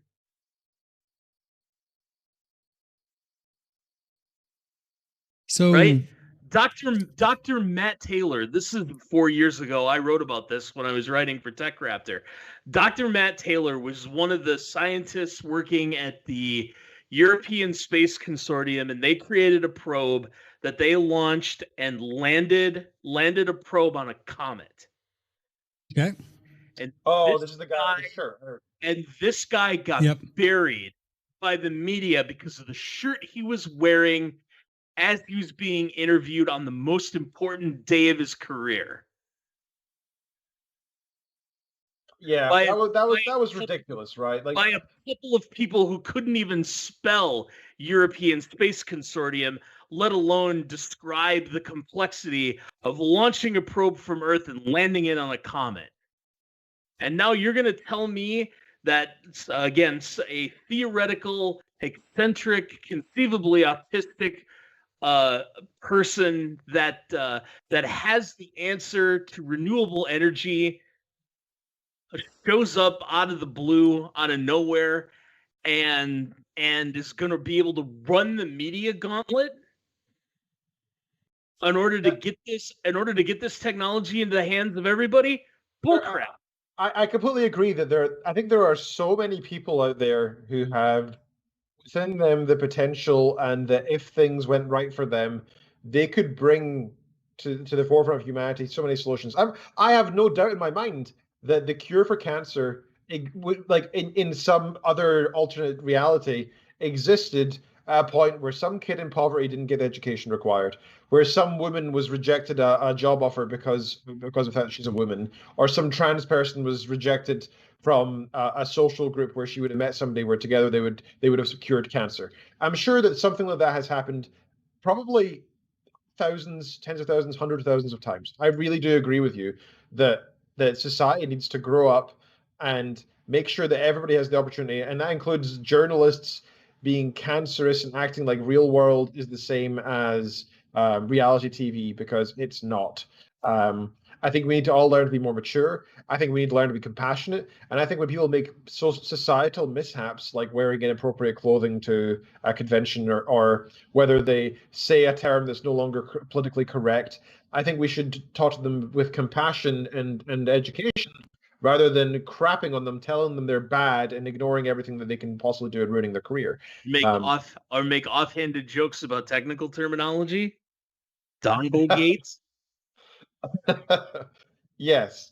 In fact, this very morning, I had an argument with somebody on Twitter. God forbid, right? I never do that. because they posted they replied to Stephen Fry, who was putting up he was saying, hey, there's this charity called Take a Moment that we're trying to raise money for, and the idea is that it's with mental health, and you're taking a moment to consider your mental health. Which I don't like. I don't know who would ever be against this, because who doesn't like the idea of we should all take a moment and consider our mental health. Partly, this is a controversial thing to say for Stephen Fry, or more to the point, the controversial thing was the fact that he was himself and that he was gay. Somebody responded to that saying, "Well, your kind are going to die out soon." And I responded saying, "What do you mean? Like, it's very difficult for me not to respond in like, right? I want to respond in kind and say, yeah, well, F you, man, you suck, you're a homophobic POS, right? That's what I want to say, but I don't, because I'm trying to teach myself that in reality, that just enforces them further to their corner, right? That makes them be assholes for longer. And so I instead had this conversation with this guy back and forth, and I linked a couple of scientific articles saying, actually, gay people aren't going to die off soon. He was trying to argue that, they can't pass on their gay gene, so, they can't propagate. I was like, yes, but they've also existed for probably 10,000 years for the very reason. Why haven't they died off in the past 10,000 years, right? If it was a dominant gene that was getting passed on, humanity would have died out a long time ago. And I pointed out the genetic side of it because I understand that loosely. And he moved on to starting arguing some other points of, yeah, well, it's still a mental illness. And I was like, okay, I mean, if you want to change the goalposts entirely, I can argue on that side as well. But my point is that when we have people who are either on the left or right hand side, whatever it may be, and are getting attacked by the opposite side for their viewpoints or whatever, we need to start learning to not be offended and trying to do cancel culture on them, get them banned and so on. Instead, we need to compassionately understand where they're coming from. They may have lived inside an echo chamber, such as a church or arguably a university, especially if it's Prager U, and whatever else. And they may be coming from this viewpoint that they literally think that they're scientifically correct. They genuinely believe it. So if we actually educate them and show them with evidence and tell them that we understand where they're coming from, and be compassionate and kind to them, even if they're not being kind to you. And it's one of the hardest things. And I think this is the real solution to solving racism, sexism, transphobia, homophobia. Take any phobia of your preference. I think all of them can be solved. And in the end, that kind of the reason I bring this all up at all is because Tom's basically saying that he thinks the society isn't mature enough for us to actually allow all these minds to progress and have the acceptance to potentially share their ideas. The maturity of society has devolved. Like, I have a theory based on somebody unnamed close to me, their TikTok usage. and my theory is that the signal to noise ratio has become almost exclusively noise. To the point where if you were looking for signal, it is very likely that you would not find it. I do disagree. I do think that there's a lot of good that comes out of a lot of the things that are being produced. I do think TikToks can help. I think the problem is it's too easy to fall into autopilot with this kind of thing. And instead, we need to learn to be critical with our mind and keep our minds active instead of falling into short bursts of entertainment on short form content. I think. Yeah. The other thing I wanted to say, Ken, in response to what you just said, is I think Stephen Fry is the most courageous person in most rooms that he's in. Oh, I have seen him argue in favor of the Catholic Church, and I have seen him argue against political correctness as a force for good. Yes. At a monk debate in Canada, in fact, and he is in most of the rooms that he walks into, I think he is the gutsiest guy in the room most times. Yeah, absolutely. I also recommend anybody else check out the Intelligence Squared debate with the Catholic Church with Hitchens and Stephen Fry and so on. Fascinating stuff. whether you're religious or not religious. It's the whether, as you were saying, whether the Catholic Church is a force for good or evil in the world. And it's so eloquent, so well considered and well thought out, and so unlike debates to this day, which are so more frequently just slur throwing. And I really appreciate that. And that's back to your original point of you think society has devolved in some respects in that regard. I still disagree. I don't think society has devolved. I just think that we're seeing it more. There's equal access to media now. It's not just the people who get on TV that are being seen. It's anybody who has an iPhone, right?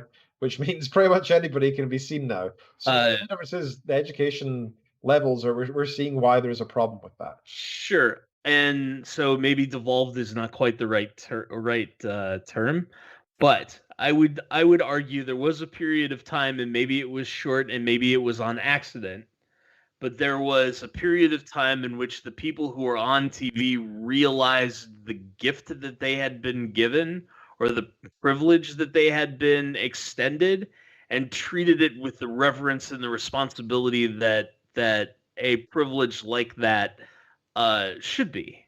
Agreed. And now that everybody can do it, because the experience is so cheap, that the overwhelming minority of people treat it with any kind of reverence or deference at all. And I guess that's what I'm pointing out when I talk about the signal to noise ratio, or that our society has in fact devolved. The fact that I can't find a consistent source of fact or truth is one of the indicators to me that something is amiss that was better before. Now maybe that's a naive understanding of what the past was like. I'm not sure. I just think there was more filters in place back then. I also think that we have kind of moved away from the topic, but let me bring it back a little bit here, in that and a really important point of view when it comes to how does humanity survive is another question. Should humanity survive? Do we deserve it? Is this something that's a force of good in the universe? And I'll raise it to you guys first before I try to answer that myself. Well, what do you think about space exploration and the purpose as to why we're doing it? I mean, obviously it has some clear benefits to our daily life, but should we be doing it? Well, I will make the attempt here to say that I am still mostly positive about the idea of the human race existing and continuing. I do try to temper that with how we do it, in that I find it unfortunately a little too easy to equate humanity to a plague or some kind of parasite type of existence, and would like to find something more harmonious with the environment and the resources that we need to exist. That would make me feel better about answering that I think humanity deserves to exist. I think it is a challenging nature in that defining or somehow giving examples of humanity, I think by default gives a certain level of ego or narcissistic views that kind of lend towards each individual, or even as a collective, thinking that humanity is more important than anything else. But I'd like to I come from the perspective of I want humanity to be good, just like I often describe situations of the state of politics or the environment in the United States, specifically saying, while there are aspects that I think need to be discussed and addressed, I think as a whole, the United States is still an amazing place to have an opportunity to grow up and live compared to many other places in the world. And I think a lot of people have a mistaken view of how it equates. While I will agree, I don't think the United States ticks every box for the best when it comes to you name any category, but I think as a collective whole is still a worthwhile endeavor to support and allow to continue forth. I think similarly to humanity. So I want it to continue. I still think there's a lot of effort we could put forth to make it continue in the best possible way. Okay. Todd? Human beings' ability to cognate, if not unique, is certainly special. And that specialness, I think, in and of itself, is sufficient justification for us to continue. What we've done with our ability to cognate is, in and of itself, sufficient justification for the human race to continue. Look at all the things we've made over time. Have they all been used for good? No. Have people used them cynically to take advantage of other people and use them for less than charitable, less than altruistic, less than morally acceptable means? Sure, absolutely. But those things had to be made. Chimpanzees do not make things. They use things, certainly, but do they make things in and of themselves? I don't know. Certainly not by the standard of what a human being does, right? And so I think our specialness, if not uniqueness, is enough of a justification for us to continue. I think we need to be very, very careful, in the same way that we needed to, and by we I mean all of us, in the same way that we needed to be very, very careful about our nuclear infancy and adolescence, need to be very, very careful about our information infancy and adolescence. I think we are just information infants at this point. And we've been handed instant access to more information that we could possibly process in our entire lifetimes just instantly, just instant access to all of this information. Mm-hmm. And we, much like a toddler who is handed a toy for the first time, have no earthly idea of what to do with it. I think if society does not break down in the short term, we will grow out of our information infancy into something more mature, more disciplined, and then I think we can really do stuff. And whether that's saving this planet, whether that's going to other planets, whether that's figuring out a way to make resources, if not truly infinite, functionally infinite, which will affect, society and economics all across the globe. Good answer. Okay, thank you both. That was really interesting. I'll give my view as well. I think it's a bit like the brain naming itself. I am the brain, right? I think it's asking a species why they should survive. The answer is always it's never going to be, should we survive? It's always going to be why we should survive. Because we have an innate understanding as a living being that we wish to propagate and understand. It's the one thing that you can see in any life form, is that it will always spread, regardless of whether it's cellular, whether it has any kind of brain. Even viruses, which are only arguably alive, they still try to propagate and spread and breed. And it's not every single living thing does individually, but as a species they do, is my point, right? And I think that's a key aspect that we should consider here is this just an animalistic viewpoint because that's just what we are, and we feel like we need to because it's what we are, and or is it because we now have this mental capacity that was largely the points that Todd made, that we have the ability to be sentient and conscious and consider and use logic and visualize ideas. Does that mean that we can actually consider it from an outsider perspective to some level, or are we still just so ridiculously biased and selfish and we're just exhibiting the properties of a living being, much like how a star has gravity? Is it just something that is not actually logical in any which way, and is it just something that we just have to do and have to say yes to? I am unsure, because I guess I'm of the opinion that we are living beings and we do feel the need to propagate, and therefore we think it is a must that we must go across the stars and spread. In the same sense that a parasite thinks they must invade a host organism, and in the same sense that we think it's okay to kill another being in order to eat it. Is it acceptable? Is it right? Is it moral? From our standpoint, yes, but at the same time, we think it's wrong for us to be eaten. So perhaps we're incredibly biased, and I really don't know whether we should spread or not.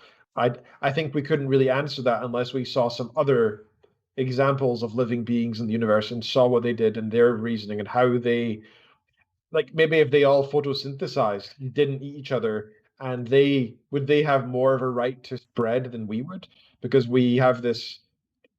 Imagine there was thousands of living ecosystems across the universe, and ours is the only one that exists that eats each other. We would be seen as monsters. We would be seen as horrendous things if they were also sentient and conscious. And I'm not trying to mean specifically just me. I mean even eating plants. What if they saw us as consuming other living organisms as a disgusting thing? That then perhaps we wouldn't deserve to spread compared to other species and other ecosystems in the universe. So I don't know. I think it's a fascinating discussion. I just thought we should bring it up because our place in the universe, and it's not just how and what we're doing, but I think the why is also important. The philosophy behind what we do must be considered before we do it, because especially as us as engineers and scientists in this podcast, we are always of the viewpoint of the how is the most important thing, and we rarely stop to consider the why. As not just us, but I mean scientists and engineers in general, right? We're very quick to do something without necessarily considering why, because we're more interested in the intrinsic workings and mechanics of a thing. And that's my viewpoint. And we're in the last 3 minutes. This has been quite a heavy show, hasn't it? Yeah. Yeah. Hey, man, conversations. Merry Christmas, everybody. Happy holidays. Well, so hopefully everybody out there had some fun listening to us today talk a bit, especially at the beginning of there, about space and, you know, what humanity is doing with it. There are more examples we could definitely get into of things that have been gained from the efforts of exploration of space. I will culminate in, while I provided some of those questions about the value versus maybe focus inward on Earth, I do enjoy space, both from the scientific and exploration aspect, as well as from just the kind of fanciful imagination, the playground that it kind of allows for all of us to exist in. A lot of my favorite entertainment venue or things take place in space. You know, when I talk about Serenity, Star Wars, Star Trek, all these things that have come up through time, a lot of that takes place through the background and the environment of space and what that offers. So I do appreciate that it's been something that has captured the imagination of humanity, I think, since, as Todd put it, you know, we were able to cognate and actually start creating things. And so I see value to it. At the same time, will say that I do see value in not losing sight of what we hopefully could still make an effort for and adjust here in our own home, in our own house. Kind of to quote someone of some renown, the idea of sometimes it's best to focus on cleaning your room first. As a way to renown, yes, Jordan Peterson elevate you from elsewhere into the world, right? That you start by cleaning up your own house to then look at how that positively affects everything going outside. So, a thought. I do agree with the general message. Yeah. So, with that, it's time for us to get out of here, and thankfully we can do it at a shorter notice now that we have a Linktree to reference people to versus having to say all of the things that we do. So, Ken, if I may pass it over to you to get us out of here on time. Sure thing. You have been listening, watching, and enjoying ShowX here on twitch.tv/vtwshowx. Thank you so much for joining us today. I'm just trying to get our links all together. You can take part in the show in so many different ways. I'm going to tell you them individually, and at the very end, I'm going to give you the link to our Linktree so that you can actually just click on everything there rather than having to type it all out. But I'm going to tell you about them first. We have a Facebook, we have an Instagram, we have a Reddit where we use where we can discuss things that are all related to the show and each individual episode. Each one is posted there individually, so if you have any post-show discussion about this, you can go take part there. Please feel free to start another thread if you have anything else that's of interest or if you have any suggestions for the show and such. That's the place to do it. We barely moderate it. It's pretty much just a place for people to do as they please and discuss things on the show. So please feel free to take part in that. As well as our Reddit, you can also support us in a variety of number of other ways, including sending in information before the show rather than after. You can email us vtwshowx@gmail.com and tell us what you think. If you have any feedback or if you have any post discussion about the current show or pre-discussion about the next, we always post what we're going to be doing next on our Instagram and on our Twitter and on the Reddit. So you can check out those places to see what we're talking about in the next week, and then come take part if you would like to, and email in.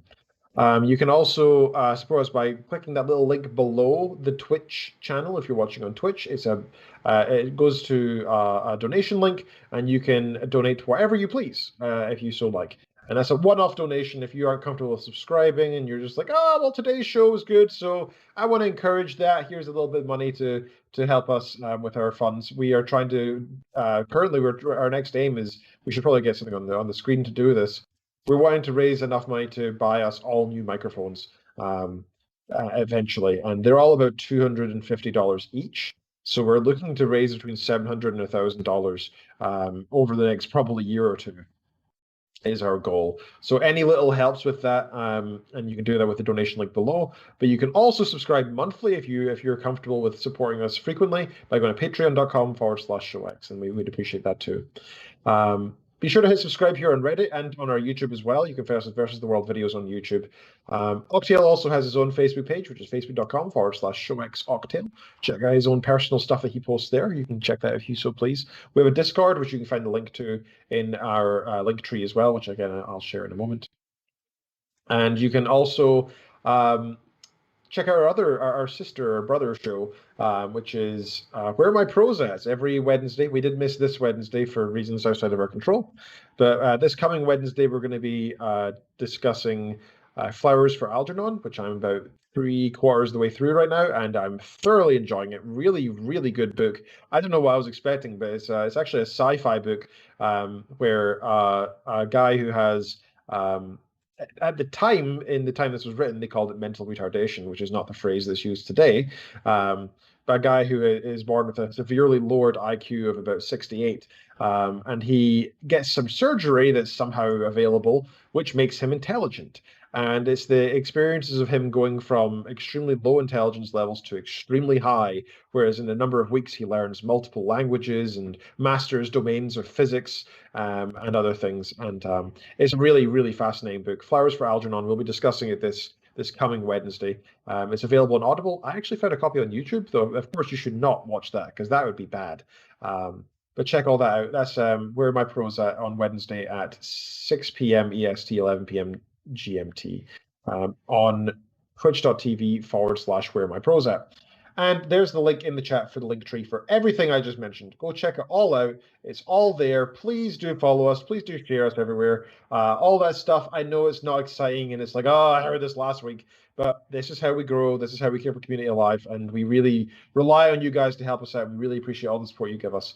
So thank you to all of you for all the support, for listening in and taking part. And thank you to Todd and Wayne for hosting the show, as well as for taking part in putting forward so many interesting points and considerations that I never thought of. You guys are such intelligent gents, and I really appreciate hearing your viewpoints. All right, with that, we are out of here, everyone, and thank you very much. We'll catch you again next week. And slash salute. We're out of here. Goodbye. See you next zombie.